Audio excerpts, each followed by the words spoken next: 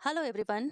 जल निकायों की पहली जनगणना यानी first ever census of water bodies, इसे हमारे जल शक्ति मंत्रालय गजेंद्र सिंह शेखावत के द्वारा जारी किया गया है। और ये भारत में पहली बार ऐसा हुआ है कि वाटर बॉडीज का सेंसस जारी किया गया है। क्योंकि ये पहला है तो ये आपके आने वाले हर एग्जाम के लिए मोस्ट मोस्ट इम्पॉर्टेंट टॉपिक हो जाता है, जिसके एक एक पॉइंट को समझना आपके प्रीलिमिनरी एग्जामिनेशन के साथ साथ मेंस के एग्जामिनेशन के लिए भी बहुत ज़्यादा इम्पोर्टेंट है। तो आइए हम स्टार्ट करते हैं आज का वीडियो और समझते हैं इसके सारे इम्पोर्टेंट पॉइंट्स को। जल निकाय की पहली जनगणना के आंकड़ों को समझने से पहले हम सबसे पहले ये देख लेते हैं कि जल निकाय या फिर वाटर बॉडीज क्या होता है। तो पृथ्वी की सतह पर जल के सभी एकत्रित स्वरूप को कहते हैं जल निकाय। एकत्रित स्वरूप में दो रूप हो सकता है, या तो प्राकृतिक हो सकता है या फिर मैनमेड हो सकता है। मैनमेड हो सकता है। अब प्राकृतिक स्रोत में आप जान सकते हैं महासागर है, सागर है, नदी है। लेकिन अगर मैनमेड सोर्स देखें तो उसमें तालाब है, कुंड है, कुआं है। तो ये सारे चीज क्या है, वाटर बॉडीज के अंतर्गत आते हैं। अब ध्यान रखिएगा कि ये जो जल निकाय की पहली जनगणना को जारी किया गया है, इसके अनुसार जल निकाय की एक परिभाषा भी दी गई है। वो परिभाषा क्या है उसे हम समझते हैं कि सिंचाई या किसी अन्य प्रयोजन हेतु जल के भंडारण के लिए उपयोग किया जाने वाला चिनाई युक्त या बिना बिना चिनाई युक्त वाले प्राकृतिक और मानव निर्मित इकाई।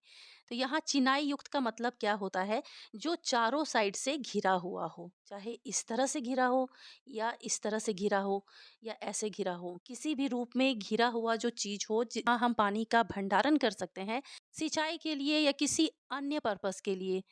औद्योगिक हो सकता है, धार्मिक हो सकता है, किसी भी रूप में जो भंडारण किया जाता है उसे ही जल निकाय कहा गया है।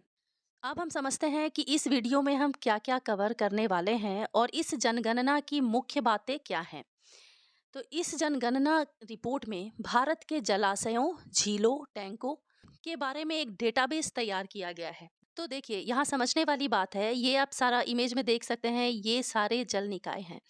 तो भारत में ऐसा था कि आज तक हमारे देश में जल निकायों का कोई सेंसस नहीं जारी किया गया था। पॉपुलेशन का आया था, टाइगर का आया था, और भी सेंसस जारी होते हैं, बट जल निकायों से संबंधित आंकड़े नहीं थे सरकार के पास, जिससे वो प्रॉपर वे से किसी योजना के तहत कार्य नहीं कर पा रही थी। कहाँ क्या कमी है, कहाँ पे सुधार करना है, ये सभी बातों को ध्यान में रखते हुए इन आंकड़ों को जारी किया गया है, ताकि क्या कमी है और उस कमी के अनुसार किस तरह सरकार को काम करना है, इसमें सरकार को मदद मिलेगी। जिसके वजह से इस जनगणना को जारी किया गया है पहली बार। और इस डेटाबेस में वो सारे प्राकृतिक और मानव निर्मित जल निकाय शामिल हैं, जैसा कि आप इस इमेज में देख सकते हैं।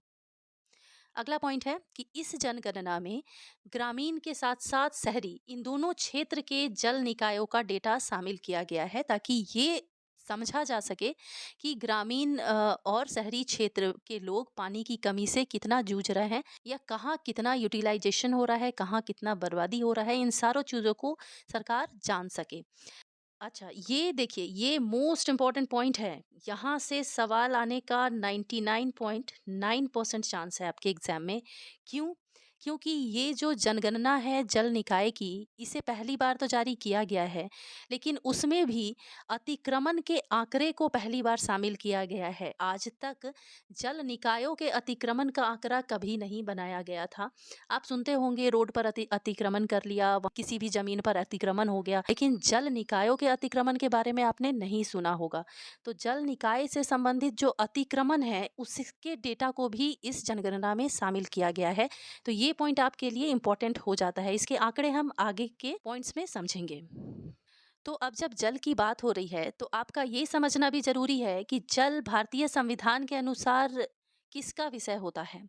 क्या, तो ध्यान रखिएगा, संविधान के 7वीं अनुसूची में जल शामिल है। और ये किसका विषय है, केंद्र का, राज्य का या समवर्ती सूची का। तो ध्यान रखिएगा, ये जो जल है ये राज्य का विषय होता है। जल किसका विषय होता है, राज्य का विषय होता है। जल संबंधित कोई भी कार्रवाई अगर करनी होगी तो वो कौन करेगा, वो करेगा राज्य सरकार। लेकिन यहाँ पे ध्यान रखिएगा कि केंद्र सरकार इस विषय में तब इंटरफेयर करती है जब केंद्र सरकार को तकनीकी और वित्तीय सहायता प्रदान करना होता है। तो उदाहरण के लिए आप देख सकते हैं, पीएम कृषि सिंचाई योजना है, केंद्र सरकार के द्वारा लाया गया है। जल जीवन मिशन भी लाया गया है। अभी हाल ही में, ध्यान रखिएगा, ये मोस्ट इम्पोर्टेंट है क्योंकि ये मिशन जो है 2022 में शुरू किया गया है। क्या है ये? मिशन अमृत सरोवर। इसको कब प्रारंभ किया गया था? 24 अप्रैल 2022 को। 24 अप्रैल 2022 को क्या था? पंचायती राज दिवस होता है। पंचायती राज दिवस मनाते हैं हम 24 अप्रैल 2022 को।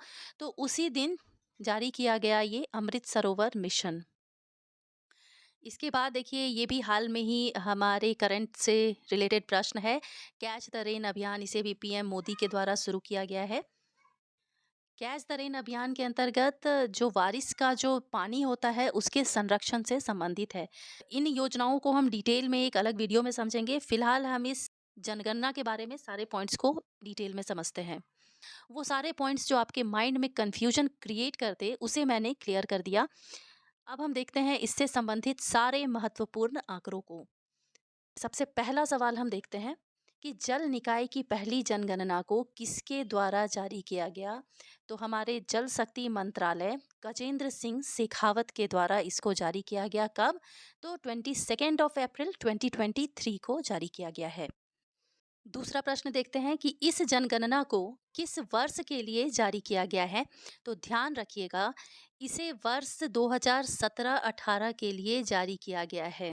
देखिए, इंडिया इतना बड़ा देश है, यहाँ पे हर राज्य है, उस हर राज्य में बहुत सारे जिले हैं और इस जिले के अंदर ना जाने कितने सारे गांव हैं।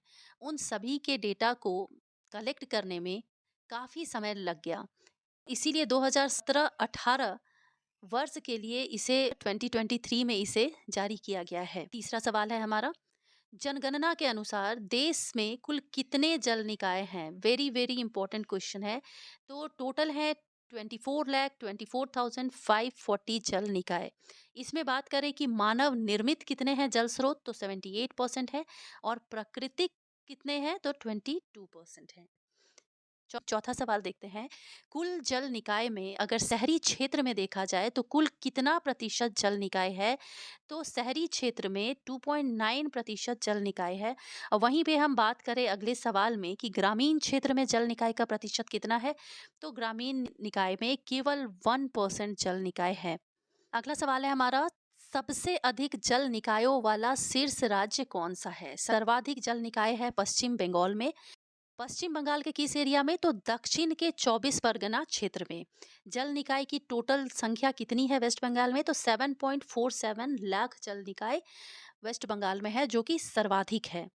अब बात करें, यहाँ पे आप देख सकते हैं, यहाँ पर वेस्ट बंगाल है। अब बात करें, जब सबसे ज़्यादा आप जान गए तो सबसे कम भी आपको पता होना चाहिए। तो सबसे कम जल निकाय वाला राज्य कौन सा बना है? यहाँ जैसा कि आप इमेज में देख सकते हैं, ये सिक्किम है और यहीं पर सबसे कम जल निकाय है, केवल 134 जल निकाय है। आठवां सवाल देखते हैं कि सर्वाधिक तालाब किस राज्य में मौजूद है? तो सर्वाधिक तालाब मौजूद है आंध्र प्रदेश में। आंध्र प्रदेश भारत का सबसे दक्षिणी एरिया है।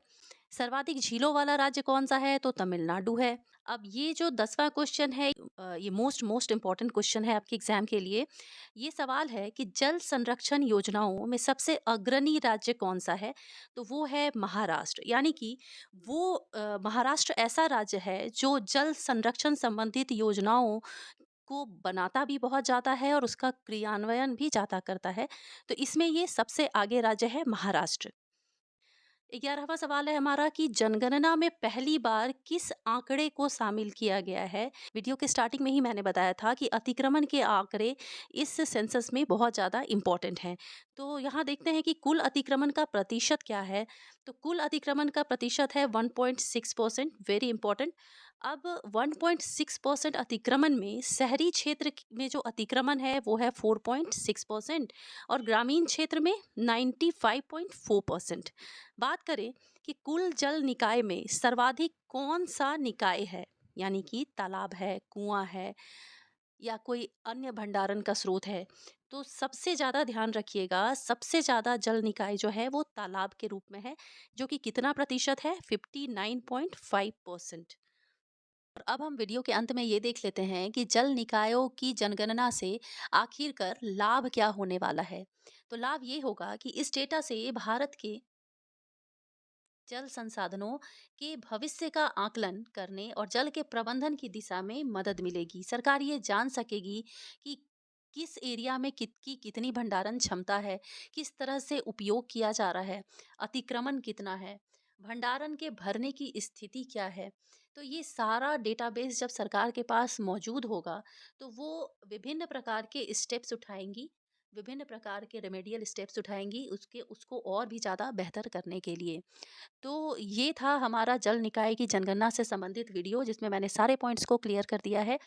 तो अगर आपको ये वीडियो पसंद आई है तो आप फ्यूचर में और वीडियोस पाने के लिए चैनल को सब्सक्राइब जरूर कर लें। मिलती हूँ नेक्स्ट वीडियो में कुछ और इम्पोर्टेंट टॉपिक के साथ। टिल देन आप पढ़ाई करते रहें।